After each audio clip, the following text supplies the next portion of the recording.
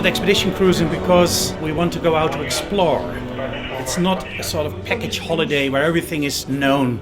We also want to go out and be surprised. That's the nice thing, I think, that people want to be surprised. Maybe they don't know it even, but there is so much that we can't predict even. The weather is always different, so every trip is different.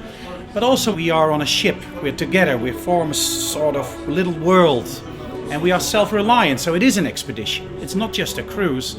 An expedition in the old tradition like Shackleton and Scott, of course, that's not the same. It will be a holiday still. But we want also people to be surprised and to admire the beauty of this continent.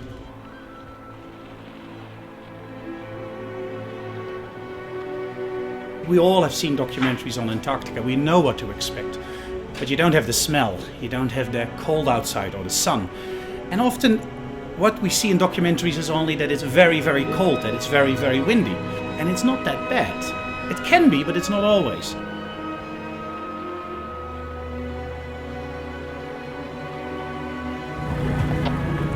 We have these what they call zodiacs. They're flat-bottomed boats with which you can land really easily on rocks and on beaches. And there are no harbors here, yes, but it's easy to get out of these boats and land on these beaches. We land people for an excursion. Everybody comes for penguins, that's clear, and penguins are probably the most cute birds in the world, and nobody wants to miss out on them.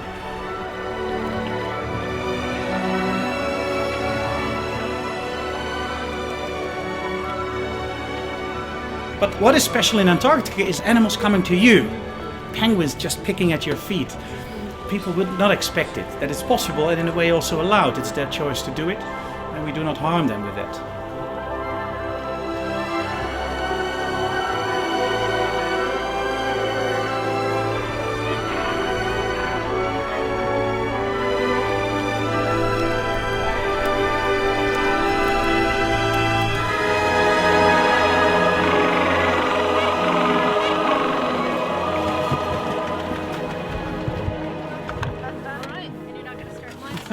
We also organize kayaking.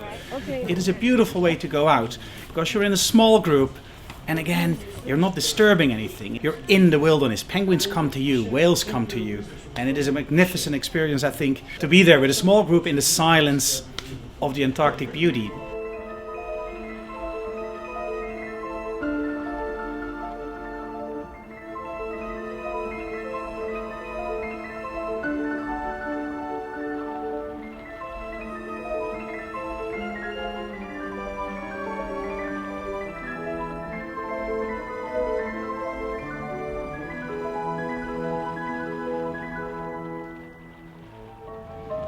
We also organize camping a night over in Antarctica.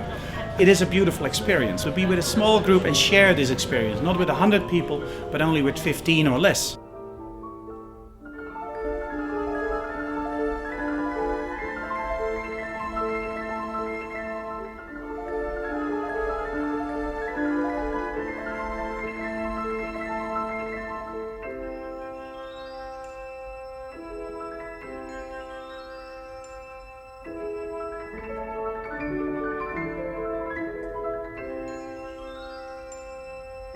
It is something really special to wake up early in the morning. It's light. You look and you see this fairy tale world. People not only enjoy it, but will keep it for the rest of their lives.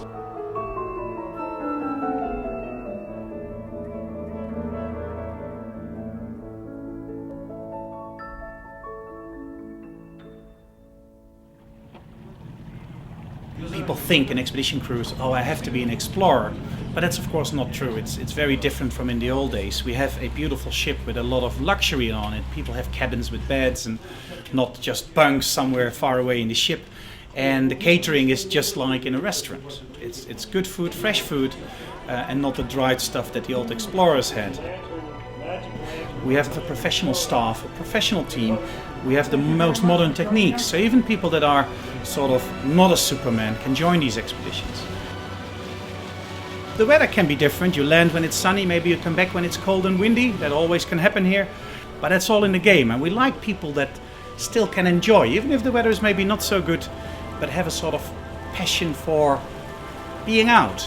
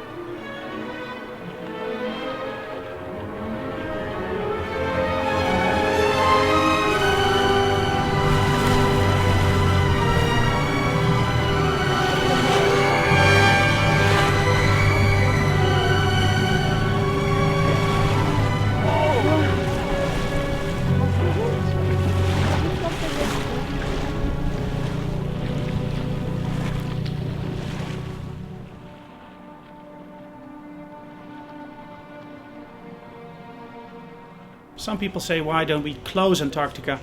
But I think it's good that people can see it. If we don't create any ambassadors of this beauty, then nobody will care probably. But I think people should know that it is a beautiful place with lots of wildlife, and it's worth being careful with it.